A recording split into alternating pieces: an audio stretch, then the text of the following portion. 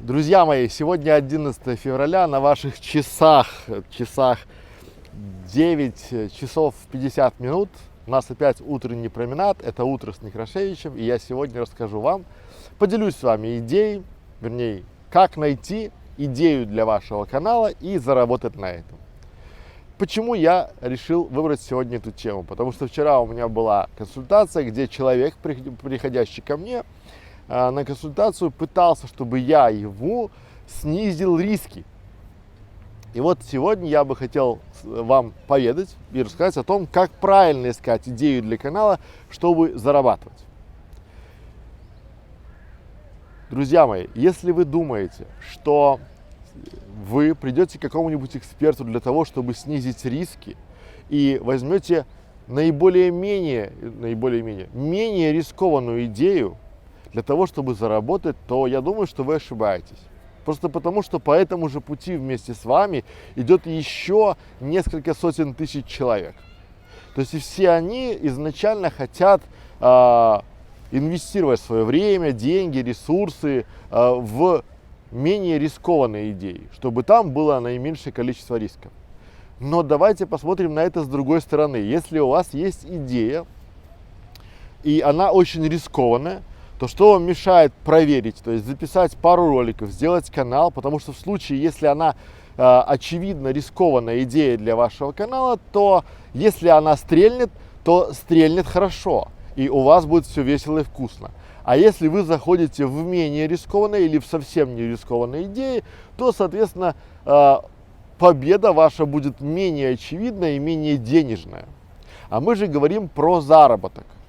Многие начинают идти по пути наименьшего, прямо стихами заговорил. Многие начинают идти по пути наименьшего сопротивления. Они думают, что вот если у Васи получилось, если я возьму его идею, скопирую, то, соответственно, получится и у меня. Потому что Вася же зарабатывает, и я начну зарабатывать. Что мне мешает? И это утопия. Почему? Потому что вы не знаете всех преимуществ этого самого Васи с его каналом. А еще самый важный момент. Поймите, что вот с таким запросом, чтобы снизить риски, снизить какое-то вхождение, снизить порог, да, приходит огромное количество людей. Огромное количество людей не хочет рисковать, это очевидно. Кто хочет рисковать? Кто хочет делать какие-то там, не знаю, рискованные вложения? Но именно поэтому и побеждают и выстреливают. Давайте в любой области, если вы примените, да, то есть вы можете сейчас рискнуть и стать узкопрофильным специалистом, допустим, каким-то космическим биологом. Есть ли здесь шанс того, что у вас ничего не получится и в космосе не найдут никаких жизней и вы, в принципе, будете на обочине? Конечно, есть. Но кто из 100 ваших знакомых хочет быть космическим биологом? Думаю, никто. И вы первый. А потом, когда рынок будет востребован, когда космические биологи будут востребованы на рынке, вы будете в топе и вы будете диктовать условия. Вы рискнули и вы победили. То же самое любой бизнесмен, который вам скажет, если вы начинаете какой-то бизнес, либо стартап, и если это рискованная идея, если там неизвестно, будет что-то или не будет, то стоит туда входить. Стоит пробовать, потому что вы можете открыть еще там 101 ларек с шаурмой, либо с мыльными пузырями и сидеть на берегу, там, не знаю, на пляже всю жизнь до конца своих дней, продавать эти мыльные пузыри, думая, что со временем вы разбогатеете, и у вас там стрельнет, и вы сделаете сеть по продаже мыльных пузырей. Правда такова, что не разбогатеете и не стрельнете. И первые забирают все сливки. Кто снял все всевозможные сливки, допустим, с сахарной ваты? Те, кто ее продавали, первое. Потом это все по стоку по скоку, потому что это уже так себе. Давайте я на живом примере из моего личного опыта. Я жил и работал в маленьком городе. В очень маленьком городе, и когда все занимались всем, продавали аудиокассеты, видеокассеты, у меня тоже были видеопрокаты, ларьки, где продавались кассеты, я рискнул и сделал упаковку подарков. Я первый в городе, в 100-тысячном городе, кто сделал ларек с упаковкой подарков. И я открыл ее перед Новым годом, и у меня был аншлаг. Потому что люди в те времена, когда я занимался, картонные коробки, они были так себе, там, да, подарочных упаковок, это вы сейчас в каждом магазине это все видите. А тогда это было в диковинку. Я увидел это в Минске, в столице, на Немиге, и для меня это было как открытие. Я привез это все в город, я рискнул, привез девочек, которые были с нашего города, в Минск, посадил их там на 2 недели около этой девушки, которая паковала, они научились, потом я привез, и я рискнул, и я победил. Я первый. Потом, когда меня начали копировать, это прошло там полгода. Через полгода уже в каждом, там, не знаю, районе города появилась там упаковка. Но если вы рискуете, то вы получаете. Если вы идете по пути наименьшего сопротивления и не хотите рисковать, то шанс на победу очень и очень низок. Что я хочу этим сказать? Вывод, резюме. Если у вас есть какая-то умопомрачительная идея, но вы боитесь ее реализовывать, начинайте. Потому что также боятся ваши конкуренты. Также вы начинаете отстраиваться от конкурентов, рискуя. И не зря говорят, кто не рискует, тот не пьет шампанского. Рискуйте, и я думаю, что вы не только будете пить шампанское, а будете купаться в ваннах из шампанского, потому что вы это заслужили. Пора барабам. Нормально занес? Нормально. Еще одна идея. Ну, то есть, если сегодня у нас про идеи, я бы хотел сегодня сказать про идеи, скажем так, и потом, скажем, то есть идеи, в которые я бы не стал сейчас вкладываться вообще. Ну, то есть не денежные идеи для Ютуба. Итак, какой самый важный фактор для успеха канала? И здесь я раньше думал, что существует главное, это классная идея. Главное, это классная идея для канала. Если у вас будет классная идея для вашего канала, то у вас будет все здорово, весело и вкусно. Потом я начал анализировать, и сейчас, спустя там уже 4 года работы на ютубе, плотной работы ежедневной на ютубе, я понимаю, что идея это не главное. Потому что есть огромное количество людей, приходящих ко мне с классными идеями, но они не стреляют, они даже, может быть, не могут ее реализовать правильно, как они задумали. Поэтому об их чудесной идее, об их канале никто, скорее всего, никогда не узнает. Тогда я подумал, может быть, важна не идея, а важна команда, которая может реализовать эту идею. И тоже правда. Но опять же, я видел огромное количество сильных, мощных команд с классными идеями, но которые, скажем так, не стреляли по ряду причин. Кому-то не хватало организованности, кому-то не хватало финансирования, у кого-то была тухлая идея, а кто-то вообще просто был в пролете, потому что, так сложились звезды. И тут я опять подумал, если, получается, идея не важна, команда тоже не является гарантом успеха и всего-всего, то может быть важно, чтобы было финансирование. Потому что если у тебя есть достаточное финансирование, если ты можешь нанять любую команду, если у тебя есть хорошее финансирование, ты можешь пробовать тестировать идеи, гипотезы каждый день. Поэтому может быть деньги важное, может быть финансы важное для успеха на канале. И тут я тоже видел и вижу сейчас огромное количество бюджетов, которые сливаются в помойку, где нанимаются команды, которые успешно просирают этот бюджет, где берутся идеи, которые заливаются деньгами и ничего не получается от слова вообще. И понимаю, что может быть идея хорошо, команда хорошо, финансирование хорошо, но чего-то еще не хватает. И вот этого важного фактора, важного ингредиента в рецепте успеха канала, мне кажется, не хватает своевременности. Каждый канал, каждая идея, она должна быть в свое время. Вы должны попасть в некую струю своевременности. Например, то есть те, кто в свое время открыл детские каналы, когда еще на ютубе не было вообще даже разговора о монетизации, они потом начали зарабатывать очень и очень много. А те люди, которые открыли или начали делать свои каналы детские уже после нововведений, допустим, даже после 2018 года, декабря, они остались у разбитого корыта, просто потому что YouTube ввел новые правила. И вот своевременность, то есть те, кто запрыгнул в вагон, в поезд, в поезд успеха, это хорошо. То же самое, допустим, раньше, сколько раньше люди получали денег хорошо получали, когда они делали каналы, которые были там из нарезанных документальных фильмов, из клипов, из спортивных трансляций. Было очень и очень весело и вкусно. Там только одни эти казино онлайн платили достаточно денег для того, чтобы это все заходило и все это шло. И сейчас это запрещено. То есть они успели, они схватили, и многие из них за те бюджеты и за те деньги, которые схватили в свое время, зайдя в нишу, используют в других нишах и начинают расти. И вот для меня здесь получается одним из самых важных факторов является своевременность. То есть чтобы вы успели и начали делать канал в свое время. Возможно, канал, который вы сейчас делаете, еще время его не пришло. И со временем он выстрелит. Давайте на примерах, мы любим уже примеры. Я сейчас работаю с командой над каналом про новые профессии, про профессии будущего. Потому что я точно понимаю, что объяснять подрастающему поколению те или иные профессии, это очень важно. И я точно знаю, что это классно будет монетизироваться. Я точно знаю путем анализа и готов рисковать деньгами, временем команды, своей репутацией, ставя на кон на этот проект, на этот канал. Но я также знаю, что еще пока не пришло время, то есть еще люди пока относятся к YouTube больше как к развлекательному контенту, а не образовательному. Все больше и больше еще уходят какие-то там сайты, энциклопедии, там все дела, и на YouTube смотрят на как развлекательную платформу. Но я призываю вас посмотреть на то, чтобы на ваш канал как на своевременный, потому что можно как начать раньше, а можно и уже опоздать.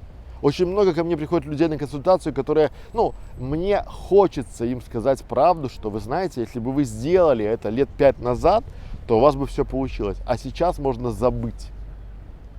И все реже и реже я говорю правду, потому что я не хочу, чтобы люди теряли надежду, я человек, могу ошибаться, и возможно у них тоже получится.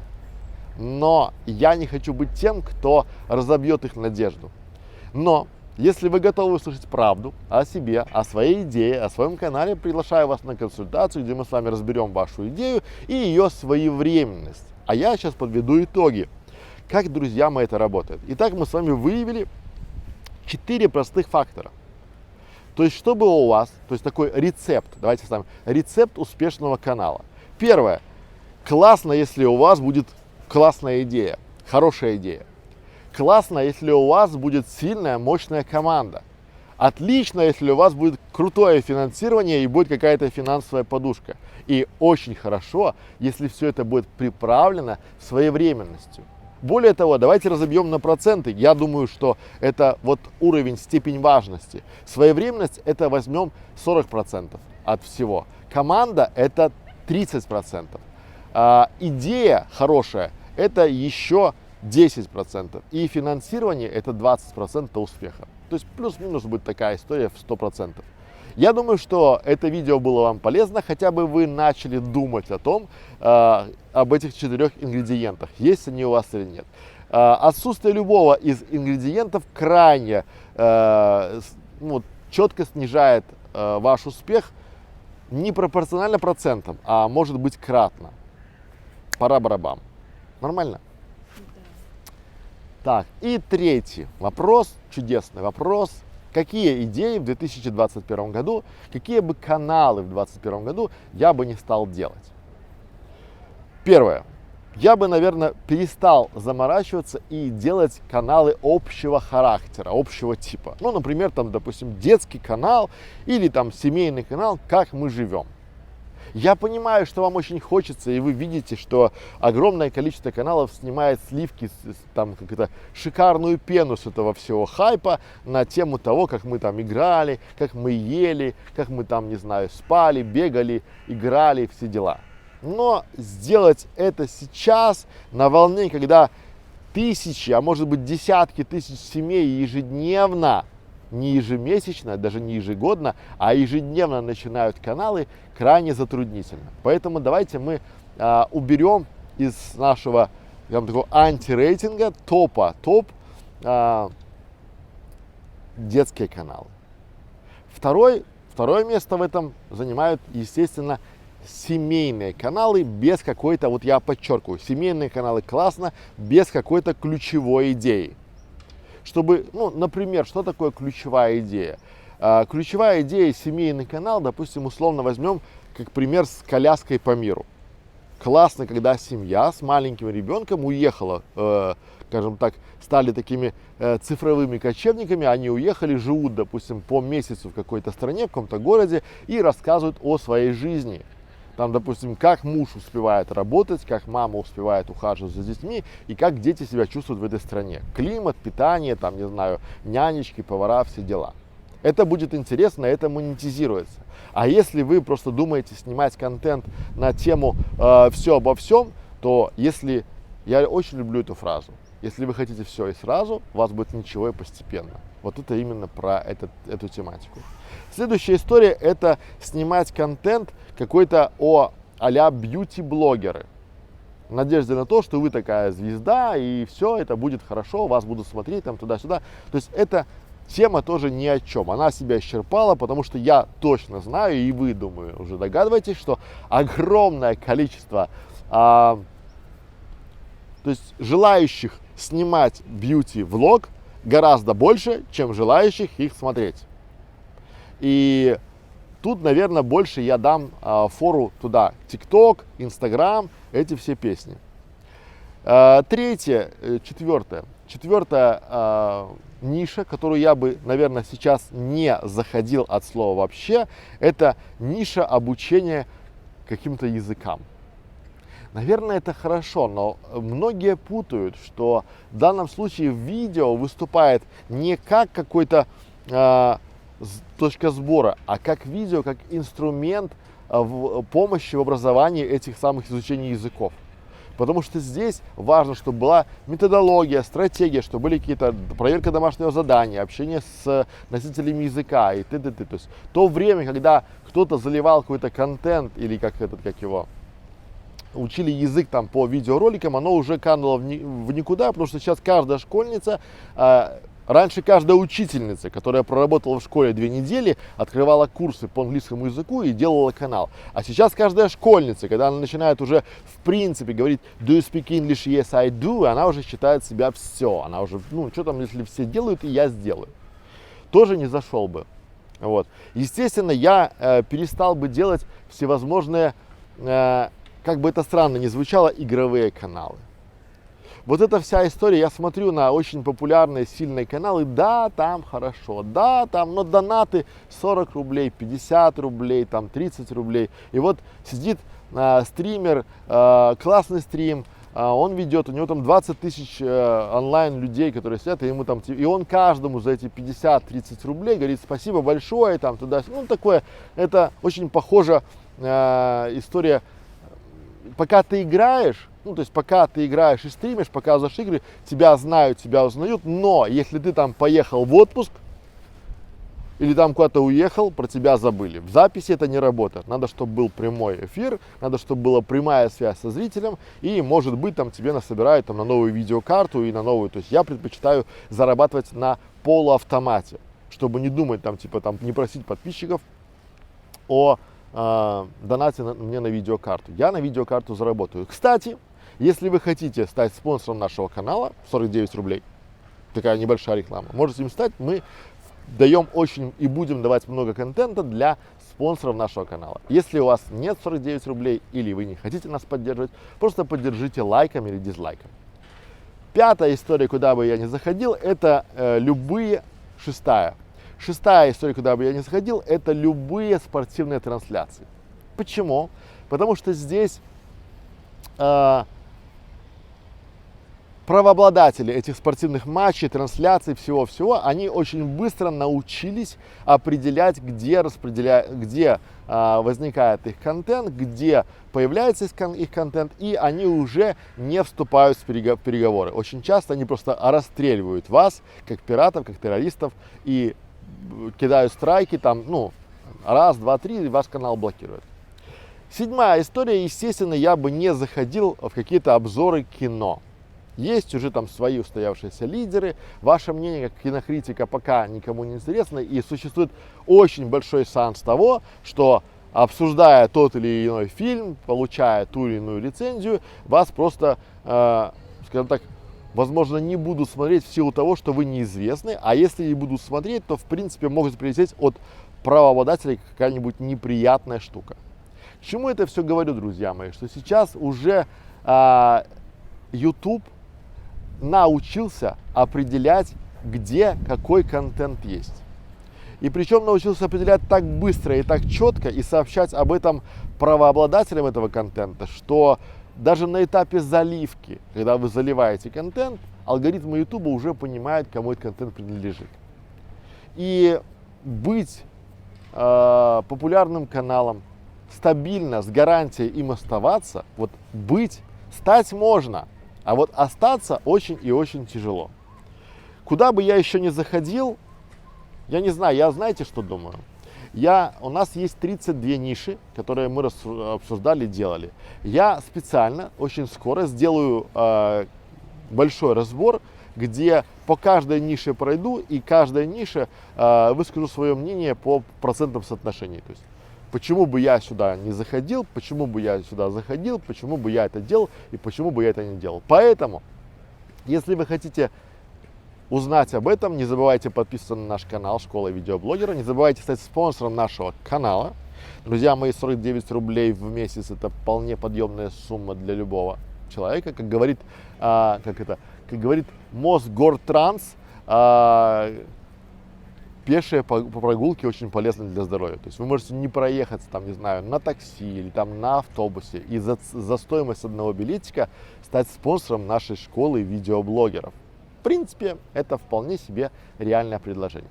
Я думаю, что был вам полезен. Я думаю, что вам понравились сегодня наши советы, идеи по тому, как зарабатывать на канале, как выбирать идеи для канала. Я думаю, я даже уверен, что я кому-то сегодня помог и отговорил его от сумасшедшей, яркой идеи сделать очередной канал, там семейный, детский, спортивный или игровой, и оказаться на обочине, потому что когда не получается, это хуже всего.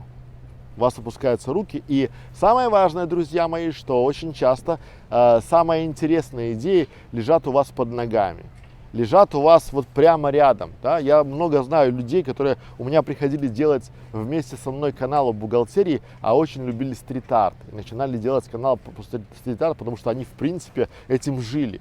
Делайте каналы, с которыми вы будете жить, потому что канал – это навсегда. Пора барабам.